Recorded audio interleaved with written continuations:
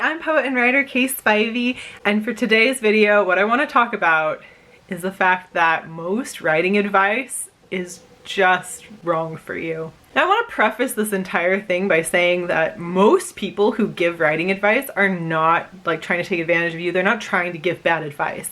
Like, nobody's out here just being like, I'm going to say this in order to make you a worse writer and to make you fail at your career. Like, nobody is honestly trying to give bad writing advice. Most people are either giving you advice that did work for them, or they're trying to make a profit. Like, they're either giving it to you in really good faith or trying to make a profit off of it. And there's not really like something wrong with trying to profit off of what knowledge you think you have or a market that you think is profitable, which I'd argue it's not that profitable, but people do inflate prices like crazy.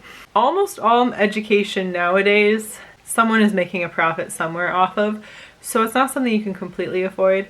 But I just want to kind of talk about the fact that most of it is still like bullshit. And there's a lot of reasons for that. There's a lot of reasons why writing advice is A, not good for you, or B, just not helpful in general. And one of those things is that, like, when it comes down to it, most of us already have a basic understanding of how to write.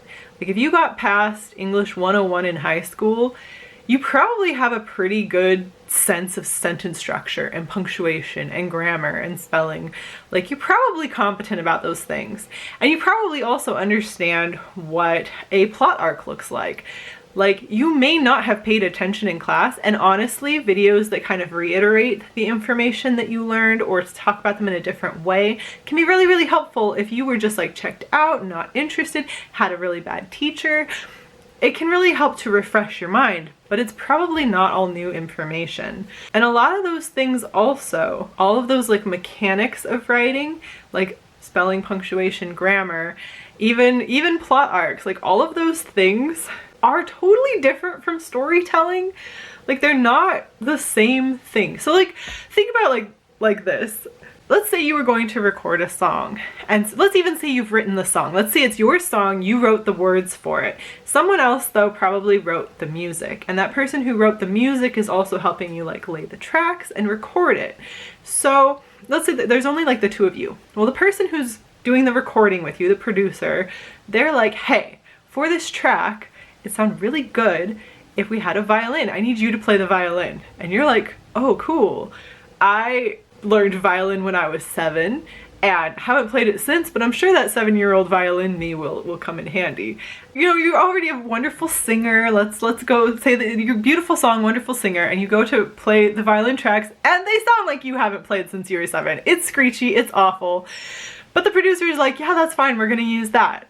When they totally could have just hired somebody else who is good at that. That's kind of like what writing is all about. Like, there are other people you can hire to play the violin for you. There's other people whose job it is, whose specialty it is, who are competent in the field of working with spelling, grammar, punctuation, and all of that. And especially if you're working with a producer, someone who is, you know, putting down the money and then making a profit off of the work, such as a publishing company, they can do all of those things for you. It's not something that you need, like, you didn't need to learn to play the violin for that. And watching tons and tons of videos on YouTube about how to play the violin is not going to help your song to sound its best.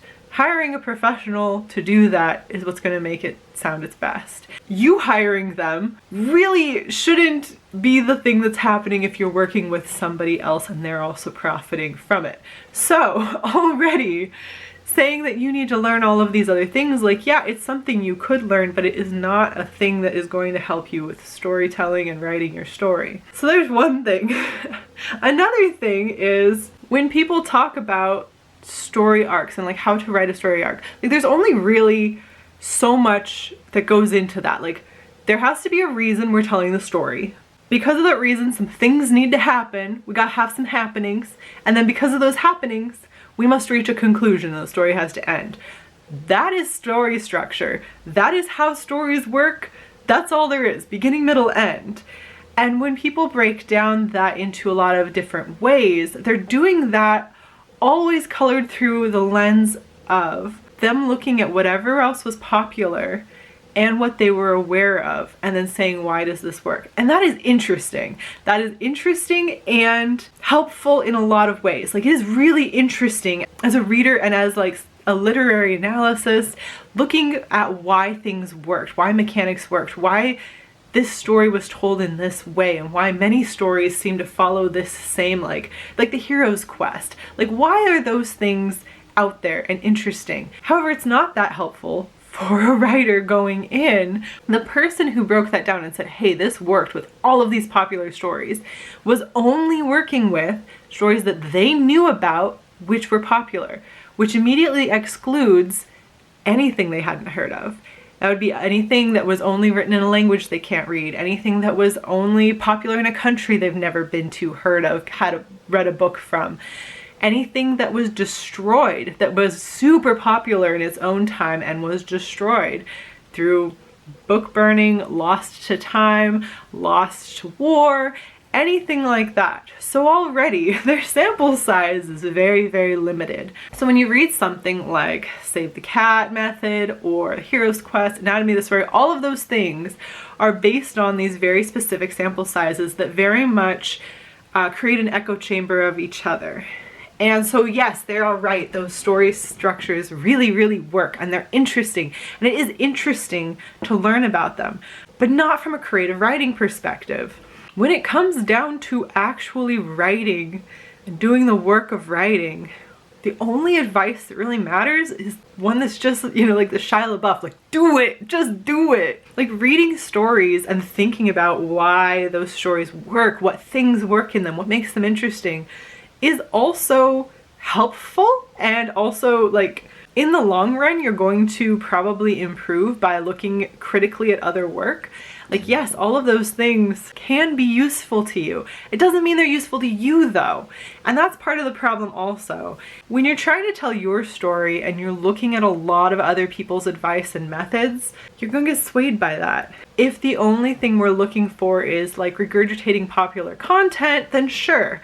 And again, profit is very profitable. Profit is very desirable. And so a lot of people are looking at, you know, all of these things on my shelf, all of these books, all of, you know, like these creative works as a way to then move revenue. And that's legitimate. Again, like, you can't get up in arms at people for wanting to make money off of what they do, especially when we live in times like this where you can either do a job that absolutely sucks balls, or you can do something you love, but these are separate and you need to make money here in the middle, and neither one of them is touching that in a way that is making any kind of an impact on your life that would make your life better. You know, like, you're struggling here, you're struggling there, and nothing's happening, so you would really prefer that the thing you love was the thing making the money. Like, I get you. I understand that 110%. If you're then writing things that you're not that passionate about, that not only can other people tell you're not that passionate about, but in 5-10 years are going to be basically like trash your flow, you're gonna be embarrassed that you wrote them, then kind of what was the point? And that's another thing. We talk in the writing communities about, like, where is your information coming from? Well, your information is often, like I said before, coming from one of two places. Well, let's say one of three places. Let's say one is the expert in their field who is trying to relay advice that worked in their experience. And they usually then have that credibility of it having worked for them. Second would be someone who has researched widely and really understands the concepts of things. Like, the idea of, like, those who can't teach, you know, it's kind of legitimate. Like, teaching is a fully separate field from doing in anything. Like, you can do both things and be great at both things, but you also can sing and play the violin, you know? Like, not everybody can do both things. They're two separate skills. And so maybe you're fantastic at the violin and cannot sing, you know? Like, maybe you're great at relaying information and telling advice and twisting it in a way that people really understand and really helps other people, but you're not fantastic about executing that. That's okay. Those are different skills. Like, it sucks that everyone has to be a jack of all trades in any field they want to go into. Like, sometimes you can specialize, and specialists make it farther, let's be honest. If you're an amazing specialist, you are more desirable than someone who is an okay jack of all trades, because the jack of all trades in the short term is going to look fine, but the specialist is going to shine in the end. And then the last one is someone who has simply seen a niche and is trying to make a profit. People who churn out like self-help books or self-help YouTube channels or anything that just with any scrutiny seems extremely hollow. And there are tons of those, and those ones, you can just write those off as not being helpful to begin with. Like, yeah, someone is just trying to make a profit off of you. It'll usually be like lots of very, very regurgitated lists. You're not going to have a lot of, there'll be almost no personal experience, or if there is, it'll be very, very shifty grounds. If we write off that one, you've got two really good faith people trying to give you advice on the internet. You know, experts in the field and great teachers. And both of those people aren't necessarily going to benefit you at all, because neither of those people is in your situation, doing what you're doing, working on your story or poetry. Picking and choosing writing advice is something you absolutely could do. And I think a lot of people go in that direction. Like you want to write stories, or you've written a story and you're like, okay, what do I do now? I'm looking up advice on the internet. I'm looking up all these people, and you start to get more and more and more. You're really having a hard time maybe paring down like what is the relevant information, because there is so much out there and so much that either seems too hard or not applicable, and you get caught in the cycles of, is it just feeling like it's not applicable because it's so hard, or like is it hard because it's necessary and it's good? You start to get into echo chambers very quickly, and you start to get into a lot of people who have kind of bought into the same advice, or who happen to be in the same circumstances, which could still be fully outside of your own circumstances. And we place a lot of hierarchies on basically everything. Everything has a hierarchy. But so, you know, a published writer right at the top, you know, published writer who is successful even higher, someone who has worked in the behind the scenes, the publishing industry, as well as a published writer, so high up, someone who's been writing fan fiction since they were 12 and has a very popular fan fiction account and thousands of stories, really low on the list at the bottom. And experience-wise, how different are they? So when you're getting advice from them, like one person succeeded in one field and one person succeeded in another, they can't necessarily cross paths and succeed in each other's field at all. But is talking to the fan fiction author going to give you worse advice for what you're wanting to do than talking to the published author? Maybe not. Maybe talking to the fanfiction author is what's going to get you to be a published author. Already categorizing where you get your advice from is kind of tricky, because what you need to know isn't necessarily what someone is giving or what their field of expertise is. And that is just something that kind of sucks. I don't have a solution for that. But part of my solution that I've come to as a conclusion after years scouring the internet, years joining in these communities, years trying to really learn and also contribute to different factions of the writing community, like trying to have something for poets who really don't have a lot of resources, trying to talk to other writers, trying to watch, I was subscribed to everybody at one point in the AuthorTube community. Just so you know, that's too much. You can't do that with your life. You can't subscribe to everybody. You must pick and choose. But even in choosing my favorites, there's still a lot of different biases. Like, after watching so much and feeling like I needed to do so much and doing so much, it mostly felt like I was spinning my wheels in the mud. I felt like I was writing a lot. And actually, previous to when I really started getting into AuthorTube, I was writing a lot. I was writing constantly. I have all kinds of stories and poetry and things from a time before. And then I was really focused in trying to execute advice. And to a certain extent, it was really helpful. It really gave me a lot of things to try to focus on, but absolutely nothing gave me as much drive and motivation as back in the day on fanfiction.net when I used to post stories there, and people would then comment and give advice on the actual story that I had actually written. And then also when I was in college and doing workshops, the only things that actually helped me advice-wise was when people read my stories, my poetry, and then gave me advice based on that, based on what I was doing currently, where my personal mistakes were.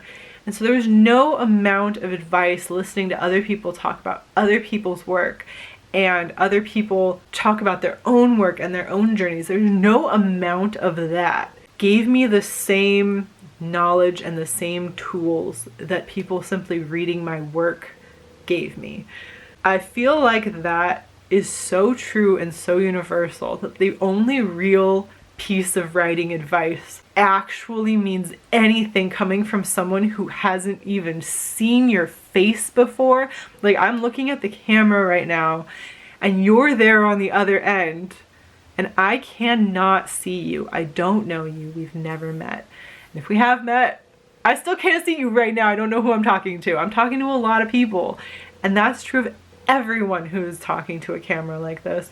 They do not know what your story is like. They cannot give you advice. Anything you take from them isn't necessarily going to mean anything. And so the only piece of advice that someone like I over here can actually give you that is actually going to make a concrete difference in your writing is to write something and then have it read by someone else. Because if what you want is to be a writer and to have your work read, the only advice that means anything is write it and have it read.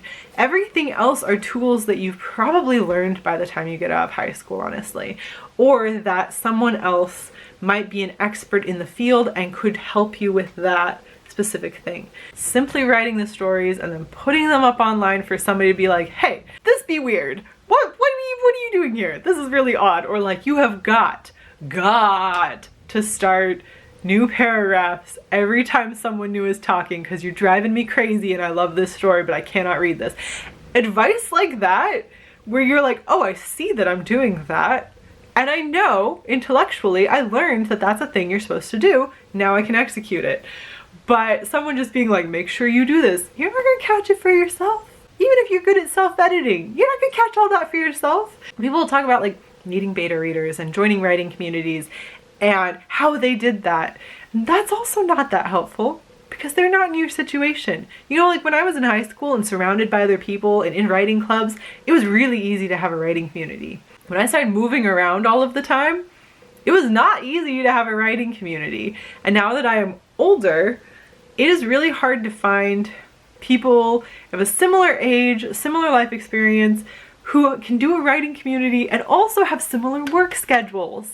It's very difficult. Someone else's circumstances are not going to be the same as my circumstances. They're not going to be the same as your circumstances. So finding a writing community that works for you, I can't even tell you how to do that. One of the great things we have online right now is communities where you can post things. Like, I know Wattpad has a lot of issues, but man, writing fan fiction still. I encourage people, I know people get really like panties in a twist about people doing any kind of criticism on fan fiction, but I have never learned as much as when people gently corrected me on fan fiction websites.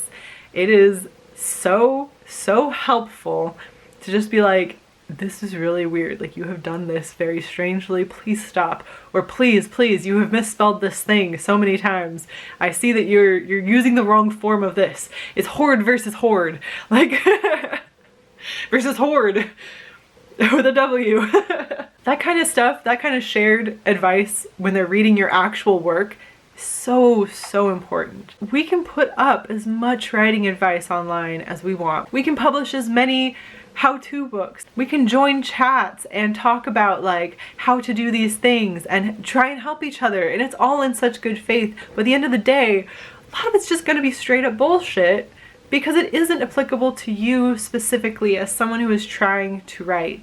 And I don't know, maybe that's controversial. Maybe that's something people really don't want to hear. Like, they're coming here for advice, or they're making their livelihood at giving advice. It's not that those things can't be useful in some ways, but to you as a creative writer, to you as someone who is currently trying to write a story that you feel excited about and feel passionate about, or maybe even for someone who is trying to get into publishing a story that you already wrote, that you're really passionate about, and you're trying to just fiddle with it and get it right, a lot of the advice is not going to help you. And if it starts to discourage you, stopping watching that advice, stopping internalizing that advice, stopping taking in any of that kind of advice is what you need to do.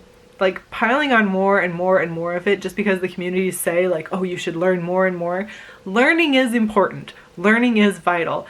Educating yourself, learning more things over time is vital. In the short term, in what you're trying to do with work that is art, that is creative writing, that is a story, it's going to be less helpful for you to struggle here trying to learn the violin from a YouTube video for ages and ages. Like, this could take you 10 years to learn the violin so that you can perform it to play in the piece, so that you don't have to hire someone else to do it, when you already had a gorgeous song and a beautiful voice, and you could have just sang that and hired the accompaniment.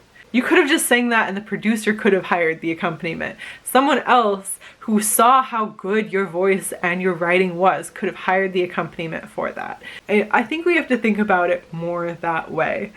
Like, you do not have to be a jack of all trades in all things. And some people will be, and they're going to look intimidatingly amazing, and their goals may not be your goals, and their life may not be your life. Their goals are not your goals. Their life is not your life. If your life is their life, you are them. And if your goals are their goals, it doesn't mean that their methods are going to get you to the same spot. And this is not meant to be a discouraging video. This is meant to be, stop queuing up 300 different videos about writing advice and what other people are doing writing, and just stop and say, what's the story I want to write? Is it crack fan fiction? You go write that crack fan fiction. Is it 47 poems that I'm never going to show anyone? You go write those things. A memoir about your life that you really don't think is publishable, but you've got to get it off your chest and have it somewhere. Write that. Is it the next great novel that everyone is going to be obsessed with? It is so good.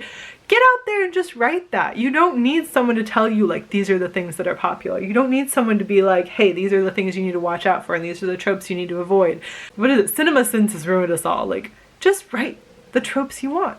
If you really, really love something and everyone's like, that's too tropey, that's too cliche, just write it and see. Maybe you'll love it. Let's fall in love with our own writing again. Yeah? Second half of 2022, fall in love with your own writing. Write something that is exactly the thing that you look for when you're like, I've had a bad day and I just need to curl up on the couch and read. If you're that kind of person who just needs to read something a little trashy or something to stimulate their mind, like, what is it you do when you're really just looking for something to really, like, to spark joy in your life? Write that thing. Or write the thing that maybe isn't the thing you normally look for, but that you've been thinking about for forever. Stop looking at other people's advice and just go and do that thing. And when you've done it, maybe put it out there and see if other people really like it and learn from that. Let's be allowed to fail sometimes. As someone who really isn't good at that, who's really not good at taking my own advice, see me as a teacher here. Put stuff out there. Put yourself out there. Put something out that's not perfect. Perfectionism helps nobody. It always ends up coming back to bite someone somewhere, and we can do better than perfection. We can do well and enjoy our lives, enjoy our writing, and get it out there in the world. And that has been enough of a rant today. This could be a very long video to edit, so I will just sign off here and just say good luck to you. Good luck to all of us. And hopefully this is some advice that will help you to stop taking writing advice. Okay, bye.